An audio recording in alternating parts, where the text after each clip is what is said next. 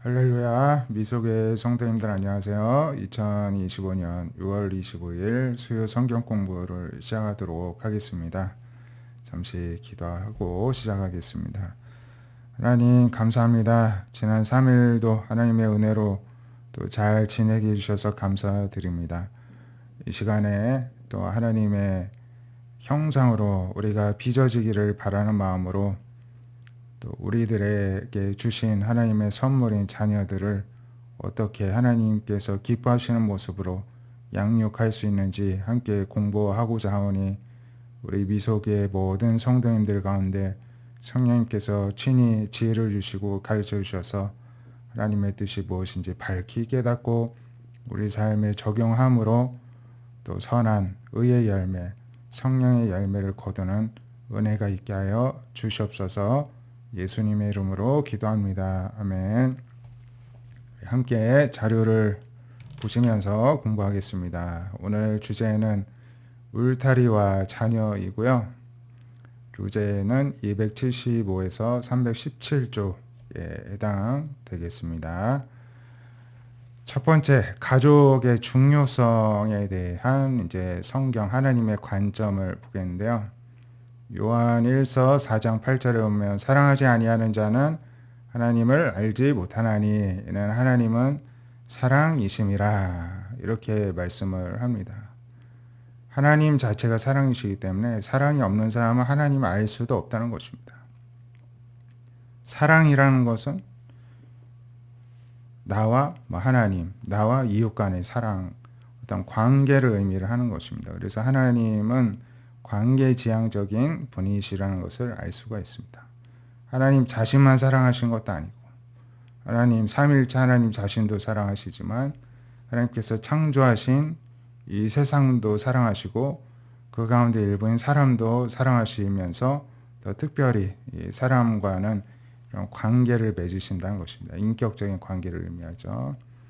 예레미야 31장 3절을 보면 옛적에 여호와께서 나에게 나타나사 내가 영원한 사랑으로 너를 사랑하기에 인자함으로 너를 이끌었다 하였노라. 이 말씀처럼 옛적부터 영원한 사랑으로 하나님의 사람을, 하나님의 자녀들, 사람을 내가 이끌었다 하시면서 하나님은 처음부터 끝까지 우리와 관계 맺기를 바라시면서 능동적이고 적극적인 사랑을 주시는 분이라는 것을 알 수가 있습니다. 더 나아가 하나님은 공격적인 창조주이시기 때문에 온 우주가 하나님을 사랑하고 또 서로 사랑하는 사랑의 존재들로 채워지기를 바라신다는 것입니다.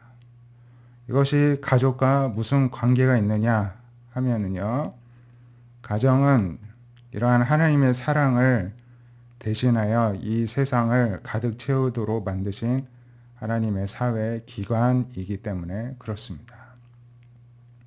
또한 이 가정은 아이가 성인이 되어 가족의 곁을 떠날 수 있을 만큼 자라도록 양육하고 발달시켜주는 장소이기 때문에 중요하다는 것입니다. 그리고 그 배경에는 하나님의 사랑으로 가득 채워져 있고 그 아이 역시 하나님의 사랑으로 가득 채워줄 수가 있어야 된다는 것이고요.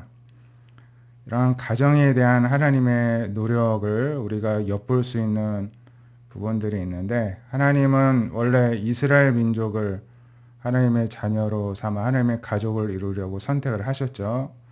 그런데 역사적으로 수백 년, 수천 년 노력을 하셨지만은 결국에는 이스라엘의 반항과 타락과 우상 숭배로 실패하자 하나님은 예수님을 보내시고 그 이후로 교회를 선택을 하여 하나님의 가족을 삼으시는 것을 볼 수가 있습니다.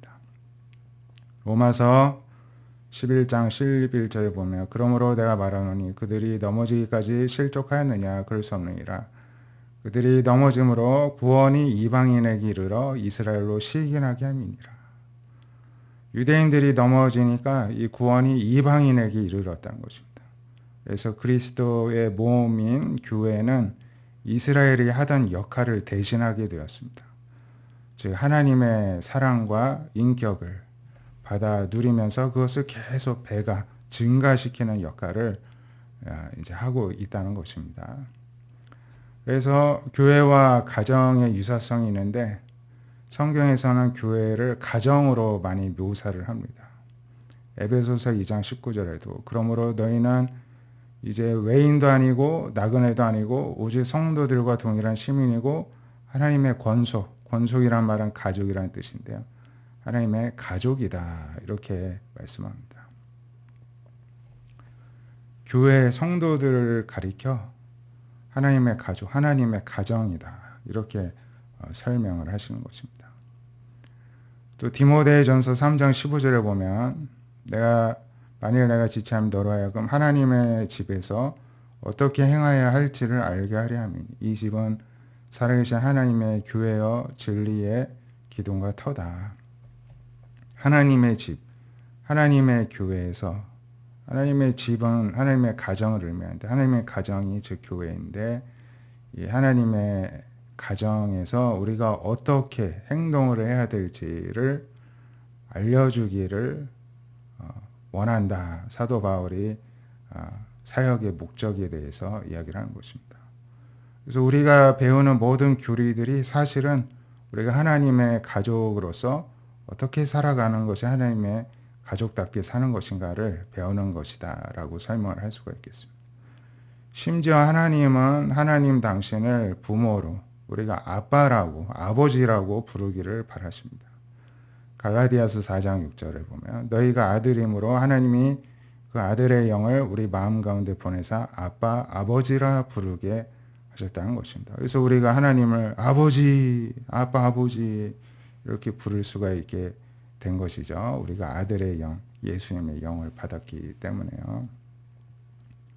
이처럼 성경에서는 이 교회를 하나님의 가정이라고 비유적으로 표현할 만큼 이 가정을 가장 이 지구상 이 우주 가운데 최고 핵심 가장 중요한 기관이라고 이렇게 의미 부여를 하고 가치 부여를 하는 것을 볼 수가 있고 하나님께서 최초로 만든 기관이 가정이었죠. 아담과 하와를 결혼시키시면서요. 이 가정에는 부부만인 게 아니라 자녀가 있죠. 그래서 부모의 역할도 우리가 알아야 되는데요. 부모의 역할이란 자녀들을 통하여 이 세상에 하나님의 사랑과 하나님의 성품을 드러내는 것이 무척 중요한 역할이라는 것을 알아야 됩니다. 그래서 부모의 역할은 이 자녀로 하여금 하나님의 사랑을 이 세상에 드러내게 하는 데에 있습니다. 그러면 좋은 부모는 자녀에게 무엇을 가르치느냐? 첫 번째로는 긴밀한 유대감을 형성하는 방법, 가장 강한 애착을 형성하는 방법을 알려줍니다. 어려운 얘기지만 무조건적인 사랑을 자녀들에게 경험을 시켜줍니다. 하나님께서 우리에게 주신 사랑을 부모가 자녀들에게 이제 경험을 시켜주는 것이죠. 부모님이 나를 이렇게 사랑하시는구나.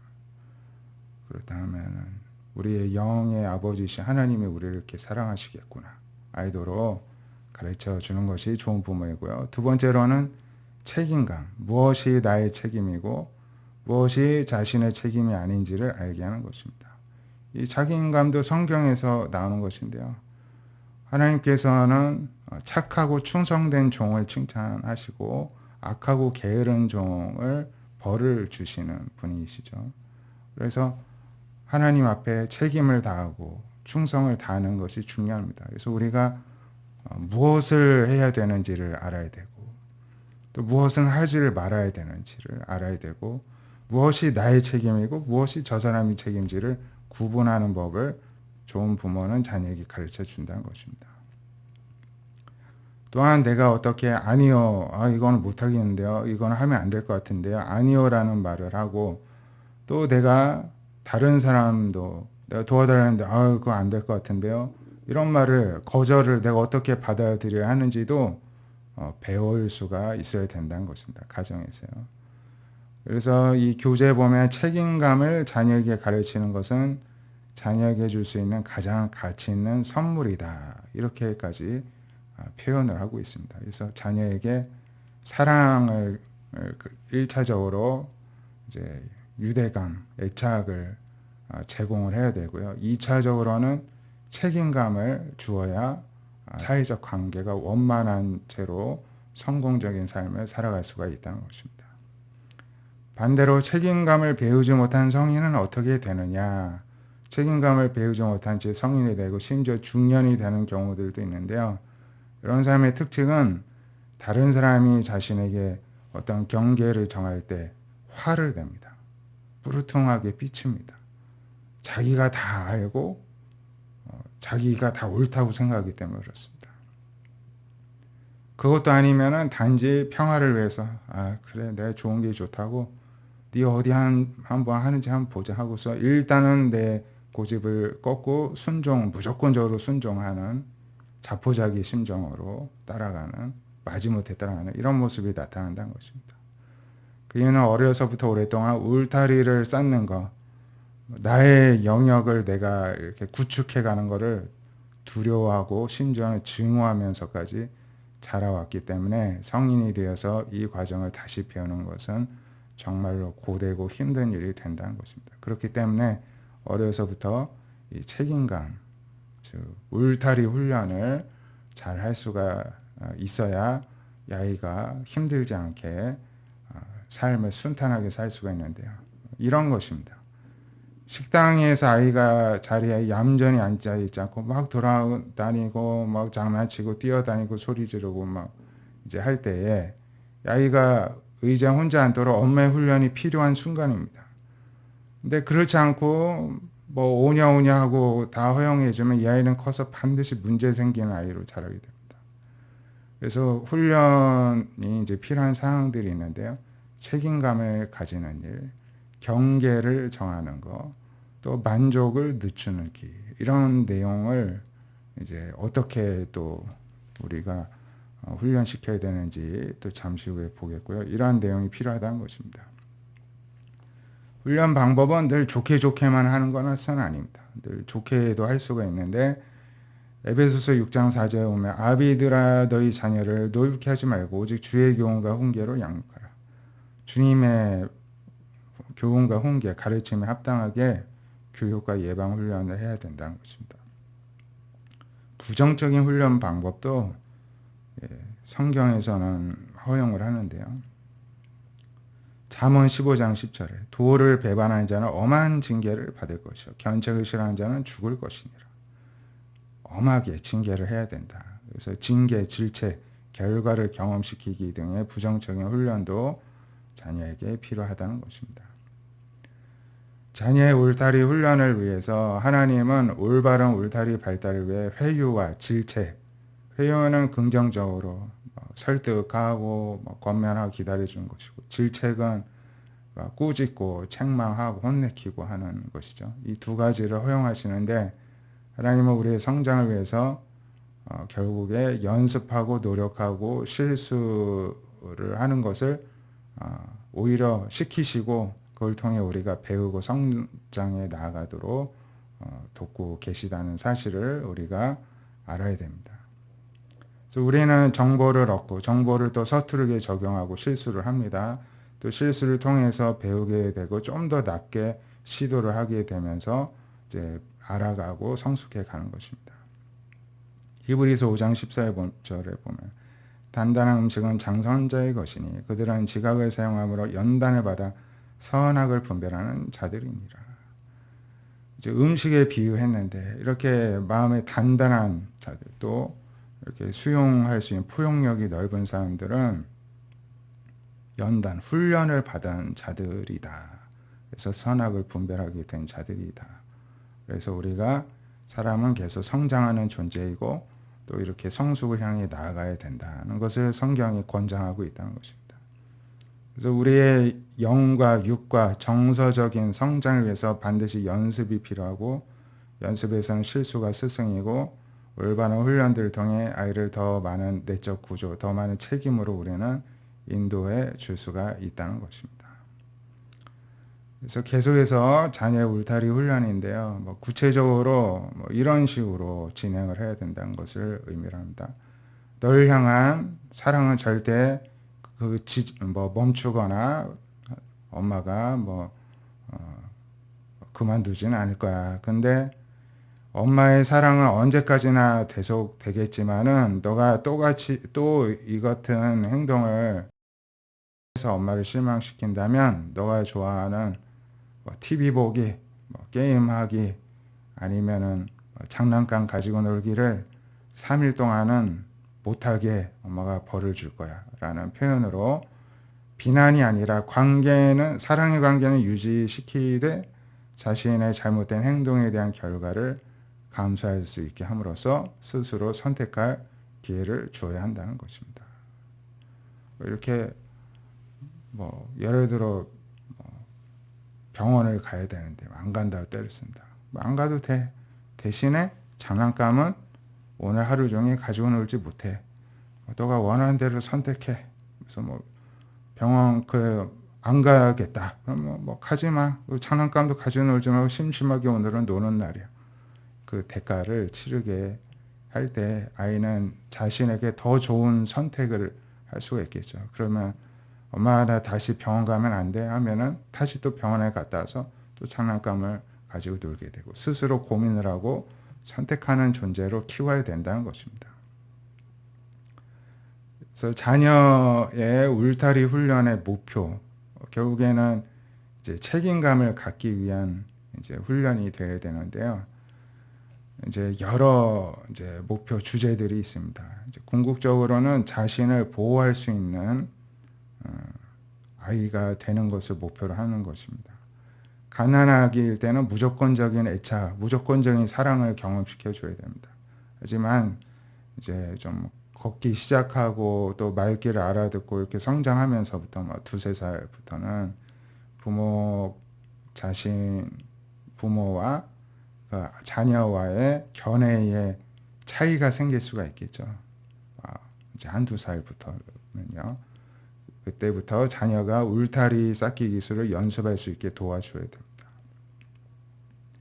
그래서 자녀가 뭐 부모님하고 뭐 장난치고 놀다가도 두렵거나 불편하거나 힘들거나 뭐 하기 싫을 때는 아니요 하면은 즉각 이 부모는 그 아이의 그 말을 존중해주고 또 멈춰주고 또 도와주고 보호해주고 해야 됩니다. 그거를 이제 중요하게 여겨줄 때 나는 이렇게 중요한 사람이구나. 그리고 힘든 거로부터 나쁜 거로부터 나를 이렇게 보호하는 거를 부모님도 좋게 생각하는구나 하면서 그걸 배우게 된다는 것입니다. 그래서 아니오를 발달시키면서 성장하게 되면은 자녀는 자기 마음에 들지 않는 일을 강요받을 때 단호히 거부할 줄 아는 아이로 자라날 수 있습니다. 막 초등학교 와서 막 친구들이 하기 싫은 거 막 억지로 시킬 때 아니야 나 하기 싫어 라고 거부할 수 있는 자녀는 부모님에게 충분히 아니요 저 하기 싫은데요 라는 말을 많이 해본 아이가 밖에 나아가서도 그 말을 할 수가 있게 된다는 것입니다.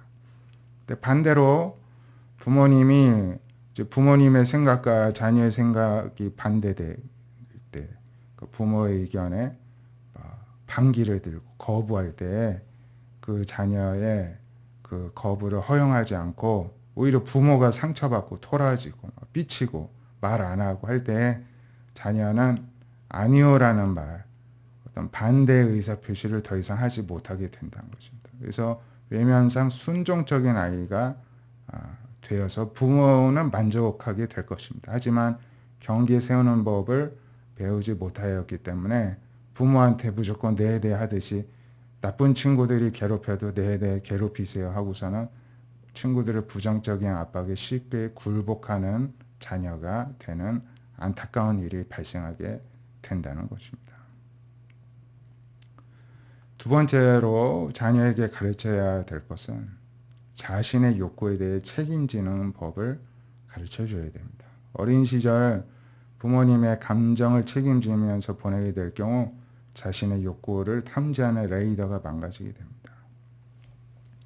막 집에 오면은 막 부모님이 막 살벌하게 맨날 싸우고 그러면 눈치만 살살 보고 부모님이 원하는 것만 그냥 해야 되고 늘 이렇게 생활했다고 생각해 보십시오. 아니면 집에 왔는데 늘 누가 아무도 안 계셔. 아니면은 집에 왔는데 늘 아파 계셔.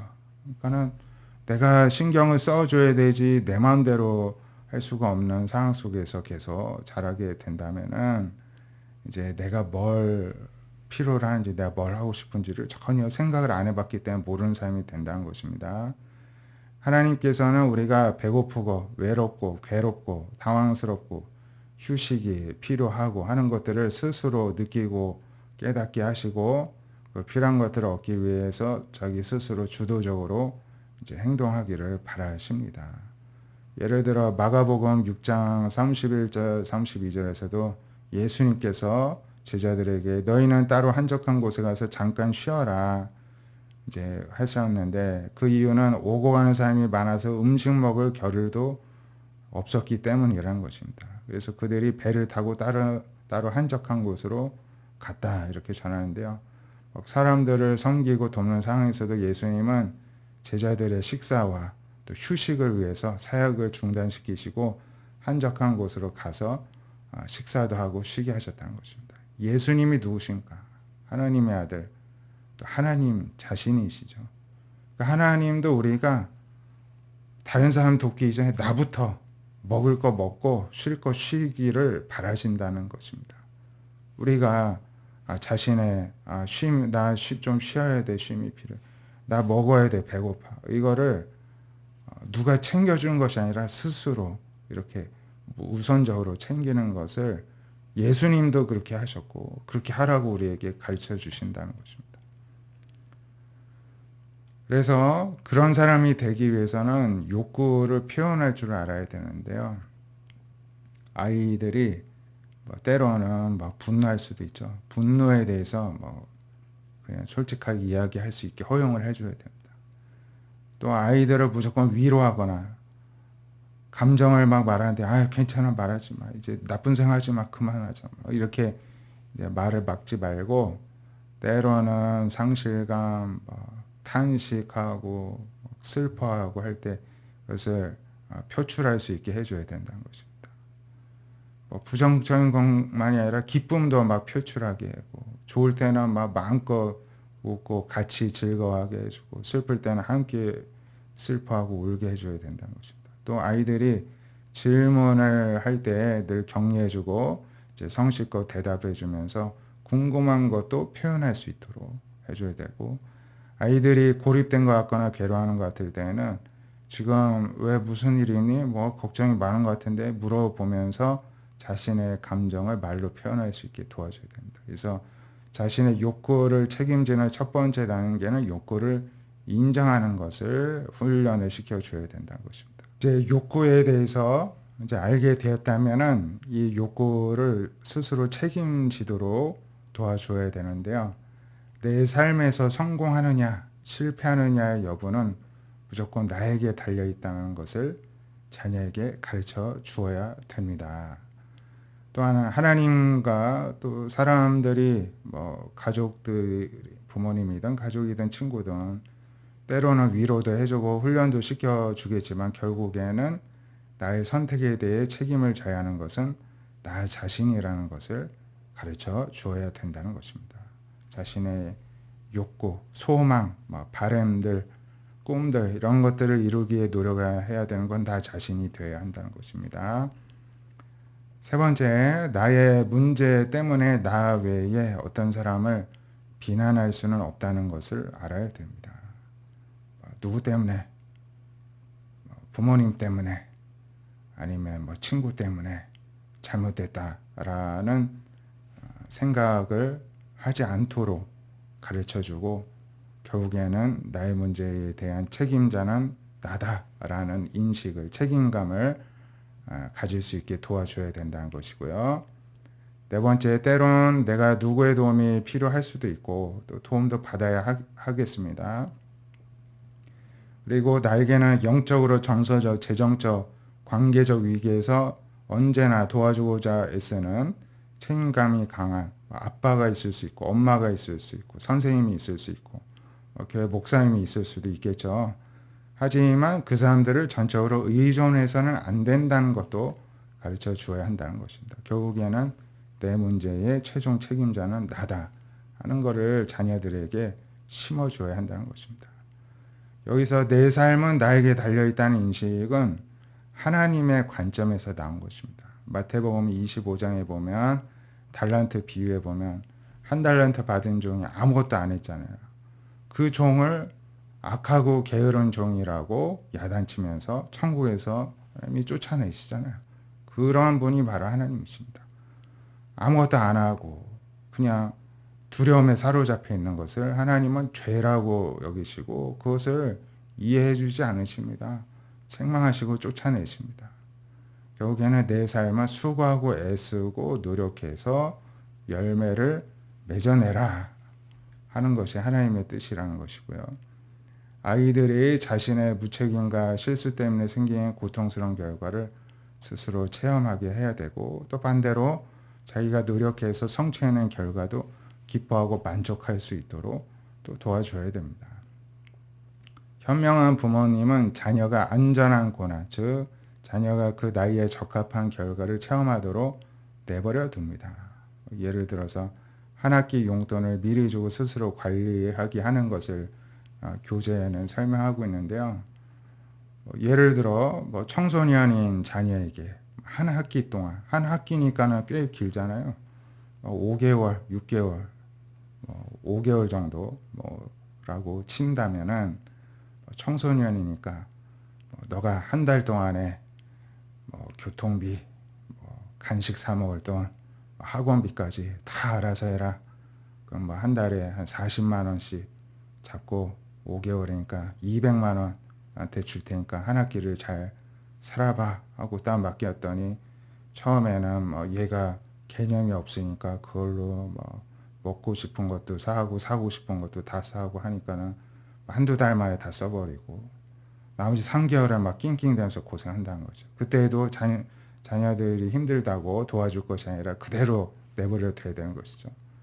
그리고 나서 그 다음 학기가 되면 애가 달라지게 된다는 것입니다.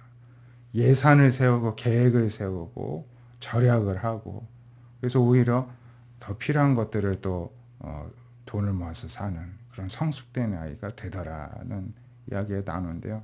그러한 경험들이 필요하다는 것입니다. 이와 함께 이처럼 자녀가 스스로 책임지는 훈련을 해야 하는 영역은 학교 숙제입니다. 학교 숙제를 절대로 부모가 대신 해줘서는 안 되고 또 도와주려 해서도 안 됩니다. 도움을 요청할 때는 도와줘야 되겠지만 스스로 할 수 있게 해야 됩니다. 스스로 안 한다. 그럼 그 대가를 학교에서 치르게 해야 됩니다. 공부 역시도 성적이 떨어져서 나쁜 점수를 받아왔다. 스스로 실망하든 좌절하든 그것을 경험하도록 내버려 두고 이렇게 공부를 안 하니까 점수가 나쁘게 나오고 좀 무시당하니까 기분이 나쁘다. 내가 이거를 만회해야 되겠다. 그러려면 공부를 해야 되겠다. 스스로 결정하고 책임질 수 있도록 훈련시켜 주어야 된다는 것입니다. 세 번째, 통제와 선택에 관한 감각을 지니게 해야 되는데요. 자녀는 자신의 삶 속에서 통제의식과 선택의식을 늘 가져야 됩니다. 그래서 자녀는 부모님께 늘 의존적이고 무능력한 모습으로 있어서 부모가 자꾸 책임지도록 할 게 아니라 자기 자신의 삶을 자녀가 선택하고 계획하고 스스로 주도권을 행사하는 책임자라는 사실을 계속 깨닫게 해줘야 됩니다. 어려서부터 이런 식으로 해야 되죠. 앞서도 말씀드렸지만 너가 치과하기 싫다면 내일은 친구와 놀지 못하는 거야. 너가 어떤 결정을 내리든 존중해 주마. 그러면 치과 예약 취소할까 하면 아니요, 치과 갈게요. 보통의 아이들은 그렇게 나오겠죠. 규칙을 정하고 스스로 선택하게 해줘야 됩니다. 자녀가 스스로 생각하고 결정하고 장악하는 방법을 배우도록 도와줘야지만이 아이들은 성장하면서 스스로 자기가 입을 옷도 스스로 고르게 되고 학교에서 무슨 공부할지도 스스로 결정하고 선택할 수가 있는 자녀가 된다는 것입니다. 또 부모가 자녀 대신에 자꾸 결정을 내려주면 이 자녀는 하나님의 형상을 잃어버리게 된다는 것을 우리는 알아야 됩니다. 자신의 주장을 펼치고 변화를 일으킬 수 있는 능력을 상실해 버립니다. 하나님이 이런 능력을 주셨거든요. 자신의 생각, 주장을 펼칠 수 있도록 주도적으로 노력하고 자기 삶의 변화를 일으킬 수 있는 능력을 주셨는데 그거를 부모가 대신 결정 다 해주고 정해주면서 다 빼앗아 버린다는 것입니다. 이러한 비극이 생기지 말아야 되겠습니다. 네 번째, 목표 달성의 만족을 늦추기. 목표를 이루기 위해서는 노력해야 되는 시간이 필요하고 그 시간을 위해서 현재 내가 참을 수 있어야 된다는 것을 배워야 된다는 것입니다. 가난한 아이들은 나중에 엄마 해줄게 라는 말 이해할 능력이 없어서 기다리지 못합니다. 하지만 그래서 6개월짜리 아이를 혼자 놔두고 잠깐만 엄마가 나으려 하면 막 울고 난리가 나는 것입니다. 하지만 생후 24개월 정도, 만 2세 정도 지나면 만족 늦추기 기술을 가르칠 수가 있는데 예를 들어서 간식은 식사를 다 먹어야 나오는 것이지 그전에는 못 먹어. 지금 먹어야 되는 음식 다 먹을 때까지 기다려야 돼 하는 기다리는 훈련을 시켜야 된다는 것입니다. 만족 늦추기는 장래의 이익을 위해서 현재의 충동과 바람과 욕망에 대해서 아니요라고 말할 수 있는 능력인데요. 예수님이 모범을 보여주셨습니다. 히브리서 12장 2절을 보면 믿음의 주여 온전케 하시니 예수를 바라보자. 그는 그 앞에 있는 기쁨을 위하여 십자가를 참으사 부끄러움을 개의치 아니하시더니 하나님 보좌 우편에 앉으셨느니라. 예수님께서 하나님 보좌 우편에 앉으시는 모든 것을 다 이기고 승리자로 가시는 그 기쁨을 위해서 지금 십자가의 고난을 당하는 것, 십자가에서 부끄러움을 당하는 걸 개의치 않고 참으셨다는 것입니다. 주님도 자신 앞에 있는 기쁨 위에 만족을 참고 늦추시는 모범을 보여주셨는데 하물며 사람에게서 이걸 바라지 않으시겠습니까? 우리도 마찬가지가 되어야 된다는 것이고요. 목표 달성의 만족 늦추기를 배운 자녀들은 목표지향적인 삶을 살아가게 됩니다. 목표를 위해서 내가 지금 인내하는 것이기 때문에 그렇습니다. 그렇게 되면 자신에게 중요한 것들을 위해 시간과 돈을 아낄 줄 알게 되고 또 자신이 어렵게 구입한 것을 또 소중히 여길 줄 알게 된다는 것이고요. 다섯 번째, 우리는 다른 사람의 경계, 결정도 존중할 줄을 알아야 됩니다. 아이들은 아주 어려서부터 부모, 형제, 자매, 친구들의 경계도 받아들여야 되는데요. 다른 사람들은 자나깨나 나와 늘 놀고 싶어하는 사람은 아니다는 것을 알아야 되겠고 내가 보고 싶은 프로그램을 아빠나 엄마도 보고 싶어 하는 것은 아니라는 사실을 알아야 되고 나와 다른 가족들, 다른 형제들, 친구들은 다 다르다는 것을 알아야 된다는 것입니다. 내가 가고 싶은 식당을 다른 식구들은 원하지 않을 수도 있다. 그래서 세상은 나 중심으로 돌아가는 것이 아니라는 사실을 깨달아야 된다는 것입니다. 그런데 우리가 다른 사람의 경계를 증오하고 거부하면 할수록 우리 스스로가 다른 사람을 더 의존을 할 수밖에 없게 됩니다. 우리는 스스로 자신을 돌보기보다 차라리 다른 사람이 나를 돌보아 주기를 바라는 경향이 많기 때문에 그렇습니다.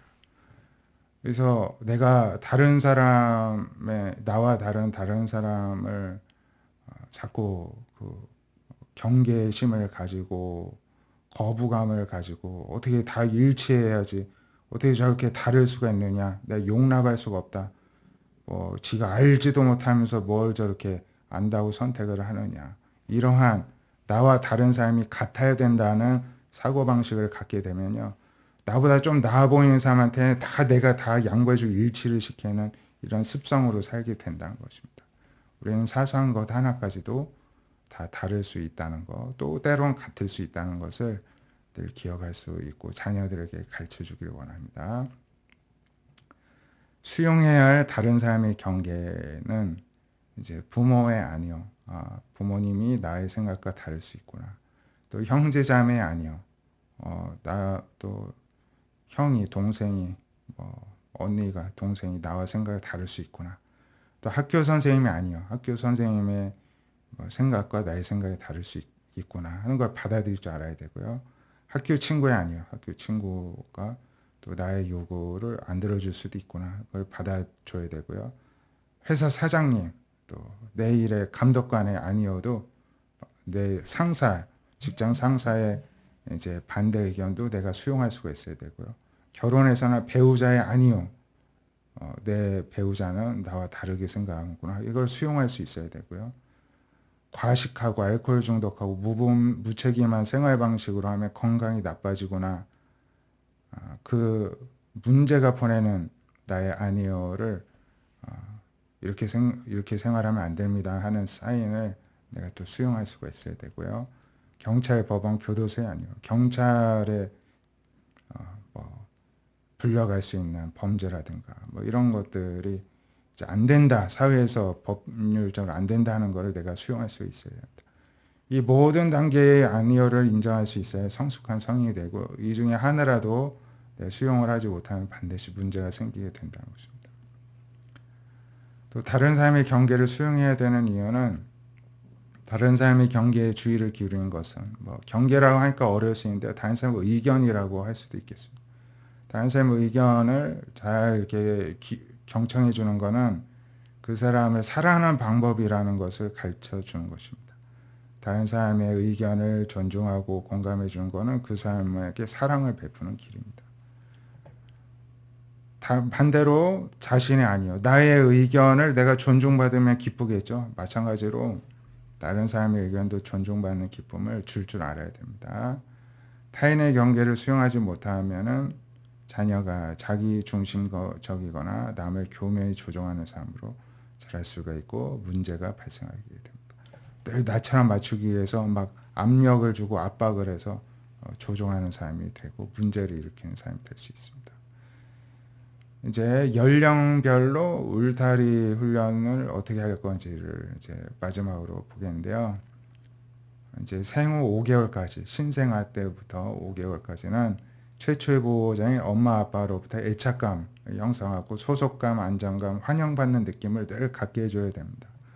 엄마의 임무는 갓 태어난 아기가 즐거운 감정, 놀라운 감정, 뭐 갈등이든 어떤 감정이든 품을 수 있도록 도와줘야 되고 이 아기를 혼자 내버려 두면 안 됩니다. 그러면 공포감, 고립감에 빠질 수가 있기 때문이고요. 잠언 13장 12절 보면 소망이 더디 이루어지면은 마음을 상하게 된다. 소망이 이루어질 때는 그것이 사람에게 생명을 주게 된다. 우리가 막 마음에 소망했던 게 이루어지면 막 기쁨이 있잖아요.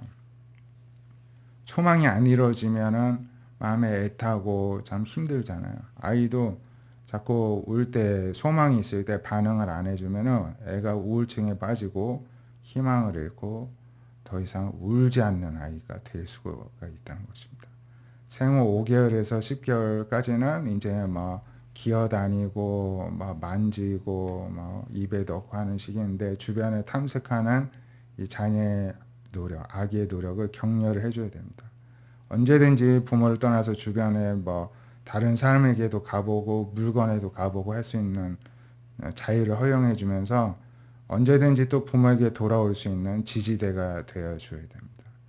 그래서 자녀가 부모 외에 다른 삶이나 사물에 막 좋아서 따라와도 내버려 둬야 됩니다. 그렇지만 늘 긴밀한 애착감은 늘 가지고 있어야 되고요.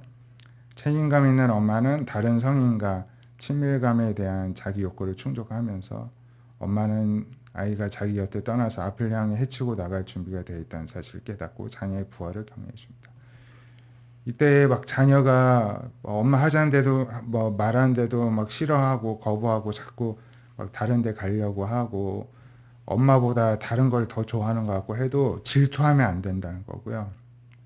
허용을 해줘야 됩니다. 차라리 남편이든 친구든 다른 성인과 친밀감을 이제 유지하면서 그 욕구를 해소를 하고 이 아이를 자꾸 내 옆에 둠으로 인해서 나의 뭐 어떤 외로움인가 고독감 해결하려고 해서는 안 된다는 것입니다. 이 아이는 이 아이대로 자유롭게 마음껏 클 수 있도록 도와주려면 엄마한테도 힘이 있어야 되는데 그 힘을 배우자나 다른 이제 동료 이제 엄마들과 해소하면서 나아갈 수 있어야 되는 시기이고요. 생후 10개월에서 18개월까지는 이제 아이가 말도 하고 걸음마도 하는데 부모는 자녀의 아니오를 기뻐해 주어야 됩니다. 뭐 할래 그러면 싫어 뭐 해도 이거를 좋아해주고 오히려 들어줘야 됩니다. 싫은 건 하지 말아줘야 되고. 하지만 자녀가 우주의 중심은 아니라는 셈. 모든 걸 자기 중심으로 하는 거는 또 안 된다는 것도 인식시켜줘야 합니다. 문에 낙서를 하거나 하면 또 다른 데에 낙서하도록 해주고, 교회 사람한테 소리 지르면 조용히 시켜주고, 이런 것들을 가르쳐 줘야 됩니다. 그래서 세상에 대해서 마음껏 흥미와 관심을 갖지만 그거를 꺾지 않는 한도 내에서 또 제지는 시켜줘야 되고요. 그 이후에 18개월에서 36개월까지는 이제 다음에 능력을 갖추게 해야 됩니다. 첫 번째, 자기감과 떨어질 수 있는 자유를 포기하는 일. 자기감이라는 거는 어떤 자기 만족감, 내 마음대로 할 수 있는 이런 자신감을 포기하지 않고, 또 내가 엄마하고 아빠하고 이렇게 좀 떨어져 있어도 금방 나 찾으러 와, 또 나도 또 가면 돼, 하는 이러한 안정감을 가지면서 또 다른 사람에게 또 좋아하는 이모, 고모, 동네 엄마들, 누구라도 친구들 누구라도 이제 이렇게 좀 친하게 지낼 수 있는 능력을 갖출 수 있어야 됩니다. 두 번째, 사랑의 상실에 대한 두려움 없이 다른 사람에게 아니요라는 말을 할 수 있어야 됩니다. 엄마한테, 아빠한테 아니요 하면 엄마 막 혼내켜. 그리고 막 싫어해, 슬퍼해, 막 기분 나빠해. 이런 기색을 아이들도 느끼기 때문에 그러지 않도록 다 허용을 해줘야 됩니다. 정서적으로 움츠러드는 일 없이 다른 사람이 아니어도 또 받아들일 수 있어요. 반대로 아이가 아무거나 이거는 만지면 다른 친구 거니까는 그 다른 친구 거는 물어보고 만져야 돼. 그리고 막 함부로 하면 안 돼. 하는 이 선을 지킬 수 있도록 그걸 가르쳐 줘야 됩니다. 이 시기에 아이가 아니요라는 말을 사용할 때마다 존중해 줘야 되고, 반면에 부모님도 안 돼 하는 거는 확고하게 지켜줘야 됩니다. 이제 좀 성장했을 때 자녀와 대결하는 방법. 첫 번째, 예를 들어 아이가 침대 시트에 그림을 그리지 말라고 했는데도 또 그랬다 그러면 이렇게 하면 안 돼 설명을 해주고, 색칠 공부 책이나 도화지에다가 하게 해줍니다. 근데도 또 했어요. 그러면 또 얘기를 해주지만 대신에 1분 동안 뭘 잘못했는지 한번 생각해봐. 또는 오늘 하루는 크레용 이제 못 가지고 노는 거야 하면서 울더라도 이걸 제재를 시켜야 됩니다. 그런데도 또 했어요. 그러면 또 다시 설명해 주지만은 이제 또 제약을 줍니다. 그러면 아이가 막 화를 내고 막 하죠. 그래도 그냥 그거를 화풀이할 때까지 내버려 두고 화 다 풀리면 오게끔 해야 됩니다.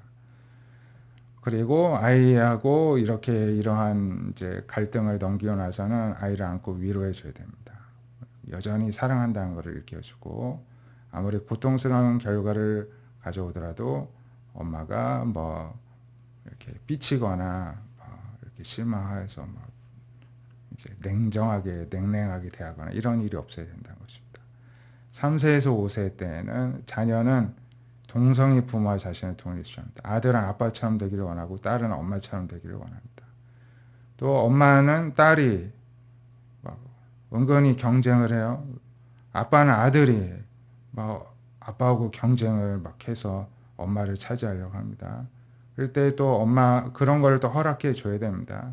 또 엄마는 하지만 아들에게 너가 엄마와 결혼하고 싶은 건 아는데 엄마는 이미 아빠가 결혼했어 이렇게 말하면서 아들이 어떤 합당한 소유욕을 갖도록 인식시켜 줘야 되고요. 아빠도 딸이 아빠하고 결혼하고 싶은 건 알지만 아빠는 이미 엄마하고 결혼했어 라는 것을 이렇게 일깨워줘야 됩니다.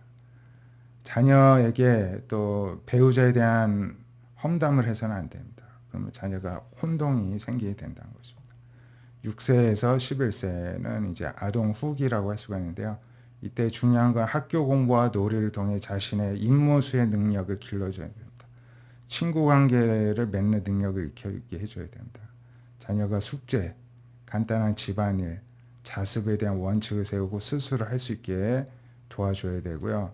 자녀가 계획을 세운 걸 지속할 수 있게 훈련시켜줘야 되고요. 이때 아이들도 만족 늦추기, 목표 세우기, 시간표 짜기 등의 훈련을 해야 됩니다. 마지막으로 청소년기인데요. 청소년기는 성적인 성숙이 일어나죠. 또 환경이 여러 가지로 바뀔 수도 있지만은 그렇더라도 흔들리지 않는 정체감을 가져야 되고 직업 성향, 또 사랑의 선택, 같은 중요한 임무들과 관련된 시기이기 때문에 이런 스스로 이제 정체성, 나에 대해서 알아가고 내가 앞으로 진로를 어떻게 설계할지를 가질 수 있도록 도와줘야 됩니다. 탈가정교육을 해야 되는데 우주 왕복선, 우리가 우주로 왕복선을 발사를 하는 것처럼요. 우주에다가 이제 비행선을 발사를 시킨 거잖아요. 마찬가지로 가정에서는 청소년 한 명을 세상으로 이제 발사를 시킨 겁니다. 성인으로서요. 현명한 부모는 10대 자녀를 사회로 발전시켜야 된다는 사실을 언제나 염두에 두고 교육을 시킵니다. 그렇기 때문에 뭐 자녀의 예절 교육 등 뭐 이런 거 습관을 갖는 거 이런 것보다도 어떻게 하면은 이 아이가 이제 20살이 되고 성인이 되면 혼자 힘으로 이제부터는 살아남을 수가 있을까를 생각하면서 그러한 기술 또 능력을 갖출 수 있게 도와준다는 것입니다.